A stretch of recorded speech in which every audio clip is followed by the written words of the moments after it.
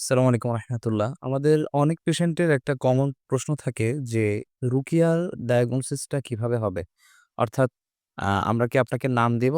বা আমরা কি আপনাকে আমাদের মায়ের নাম বলবো? বা এই ধরনের বিভিন্ন কোয়েশ্চেন থাকে যে, কিভাবে রাকিরা আসলে একজন পেশেন্টের ডায়াগনোসিস করে থাকে?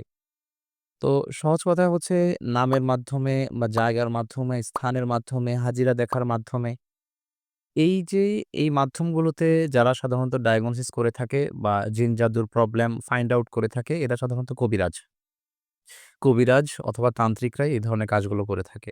কিন্তু রুকিয়ার ক্ষেত্রে ডায়াগনোসিসটা হয় সাধারণত সিম্পটম বেসড একটা ডায়াগনোসিস হয় এবং হচ্ছে যখন রুকিয়া করা হয় তখন পেশেন্টের কন্ডিশন, পেশেন্টের অবস্থার উপরে আরো স্পেসিফিক ডায়াগনোসিস করা যায়।